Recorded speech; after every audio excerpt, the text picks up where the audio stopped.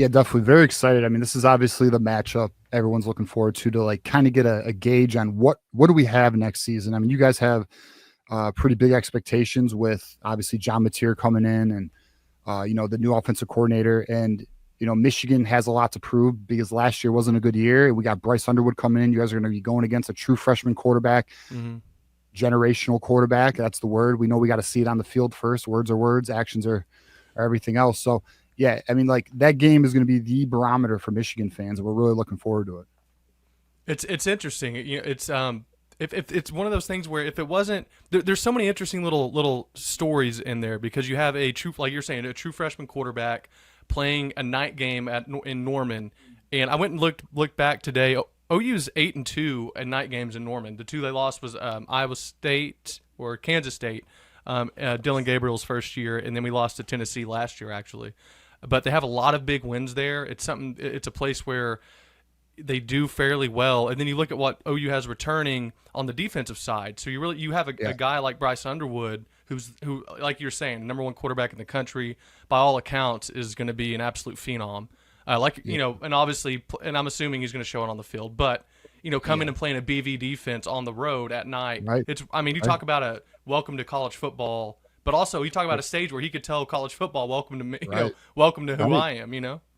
Exactly. No, and it's a major debate right now for our fan bases because we had another quarterback they brought in named Mikey Keene who started at Fresno State, and I was actually of the position that Mikey Keene needs to start the year. We need to allow Bryce Underwood to kind of ease himself into it because it's not often a true freshman comes in and excels.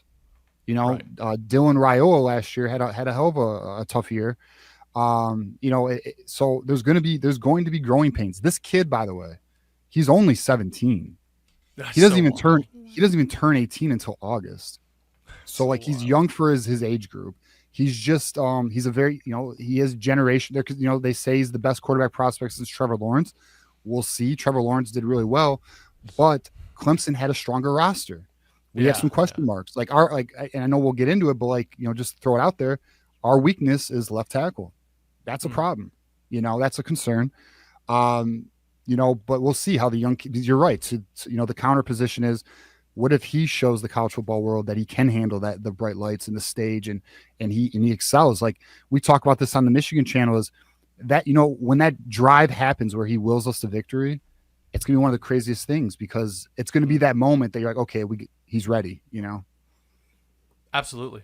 Right. No, I kind of just got excited thinking about having you guys having a weak left tackle position or a question mark because I'm like, oh, we got R. Mason Thomas coming back, we got Robert Spears Jennings, like we got Kip Lewis. Like I was like, man, we got a lot of people, and if your insurance on your quarterback is questionable, that's tough, as we know, because our offensive line all year last year was injured, question marks, rotating. It was caused our truish freshman quarterbacks to really, really struggle. Number one for any quarterback, and that you're so right about the Trevor Lawrence comparisons that you hear. I heard it a lot with, I don't want to say, not necessarily Michael Hawkins. Sorry, I was thinking Michael Evers because we had a recruit with Michael in the E at the end of his last name, and I cannot get his name out of my head. And there were people talking about just a true freshman can go out and win it and do all this other great stuff, and people forget like that roster. Trevor Lawrence was on a podcast I think with Dak Prescott with Micah Parsons and those guys, and he goes through that roster and he's like, people don't realize that 2018 Clemson team, and I don't think it is. I'd take probably 2019 LSU. But like 2018 Michigan, Clemson, that's like one of the greatest teams to ever be assembled. And he goes through all the NFL players. They had like 12 that are still legitimate starters and minutes guys in the league off that one team. And it's like Trevor goes, I was cool to win as a true freshman, but really I didn't have to do much. It was like the three keys Belichick always says with quarterbacks. It's like don't take negative plays, and you can't get the ball moving forward until it's out of your hands, and then just don't turn the ball over. He goes, if you can do those three things as a young quarterback, you'll be successful. And that's what he was able to do because you have talent around you. Right. Yeah. I mean, it's like the defense is going to be elite. So we're very confident in that. It was a top 10 defense last year. It only got better as the year went on. Now we did lose like the Mason Grahams, the Kenneth Grants, the Will Johnsons. We did, but we are deep. And as crazy as this sounds, our defensive line, although we lose Kenneth Grant and Mason Graham, who are first round picks, we're deeper this year. We should have an 8-9 man rotation. That's what Michigan excels at, is constantly rotating that defensive line. We got some big time transfers from Clemson and Alabama that are going to only bolster the defensive line. And so defense, we should be good. The question marks, it is left tackle, it's wide receiver. Because we do have a primary X wide receiver in Donovan McCulley. We're expecting a big year out of him. But then who's going to be that secondary option? We don't know yet. Now, our running game is also going to be a strength like it always is. We have Justice Haynes and Jordan Marshall. They're going to be battling RB1. And we're also split as a community. Who's going to be RB1? Is it going to be Justice Haynes? Is it going to be Jordan Marshall? And it is a 1A, 1B, but let's just be honest. Somebody is 1A. Right. So that's a debate amongst the community. I'm on the team Justice Haynes. He's also from Alabama. He was the number one portal running back coming out of in the portal in December. But so we have a lot of weapons, but there are these weak points and I've looked at your guys' team. I think, defensively, you guys are a top 20 defense. You return a lot of guys. You should be a good defense next year. Offensively, this is going to be interesting because Wink Martindale doesn't have film on this. Mm-hmm. So it's really, and week one, nobody's showing their cards. No. And it all comes down to it, on the OU side, at least for those that are, obviously you're not going to keep up with teams that aren't your team like you can. It's all just right now expectation and until since Mateer has been a guy that's proven it a little bit, and obviously not at an SEC level, but he's proven that, those kind of stats that he had. I think he was one of 15 quarterbacks that I think have a stat here. I'll read it off real quick, but of 15 quarterbacks that have had 4,000 yards, 40 touchdowns, and 9 yards per pass, and no more than 10 turnovers. That includes a group of 13 players selected in the first 15 picks of the draft, 6 Heisman winners, and 8 more finalists. And Mateer missed the club by 36 yards. So, he puts up numbers that are – obviously, the talent he's playing isn't going to be a Michigan defense. And if any OU fan ever says that, they're just hyping up. Fair enough. Yeah. They're hyping up the player. But also, he's coming to a team that has a lot more talent than he had at Washington State. On paper, you would hope at least. Yeah. And so for OU fans, it's this thing we know we have a defense good enough to win any game we play. As you saw last year, though, the offense just can't be. And I was going to ask you on the Michigan side, too, where we went wrong, and I've always said the difference between excuses and reasons. We had 5 starting receivers out. We had 11 different starting offensive line iterations through 12 games because of injury. We didn't have the same starting line until I think week 8, and then at week 9 we had a different starting lineup. They were just beat up, and that really hurt us. Now, Jackson Arnold did a lot with a bad deck of cards that he shouldn't have done, but I'm wondering, on the Michigan side, your defense, obviously, like you were saying, was unbelievable last year. It was really good. National championship level good again. I know. I think, in my opinion. What was it? We wasted it, yeah. What was it on the offensive side? Was it just a quarterback thing, or was it what are you seeing as a guy who knows the team, or, just what are you seeing on that side that kind of was the biggest?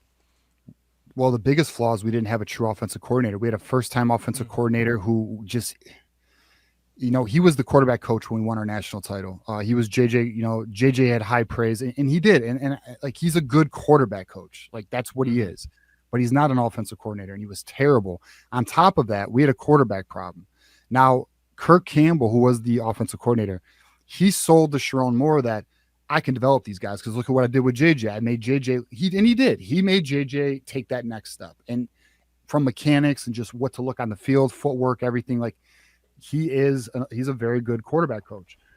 But then he sold to Sharon that I can make Davis Warren, Alex Orji, I can develop these guys. And the reality was Alex Orji couldn't throw a ball. Davis Warren had an interception problem. Our offense was a joke. We literally, if you looked at the receivers, their biggest games were 30-yard games, 3 catches, 30 yards. It was we beat Ohio State by scoring 13 points. It's our offense was, if we had, I'll tell you this, and this is something we talk about all the time on the Michigan channel. If we had Bryce Underwood last year, we would have been a playoff team. Mm-hmm. We were a quarterback, and an offensive coordinator, and a right tackle. So we had a right tackle issue last year as well. but we have that's resolved. We have Andrew Sprague. He's a top 100 big time player who started at the end of the year and played really well, and he'll be there this year.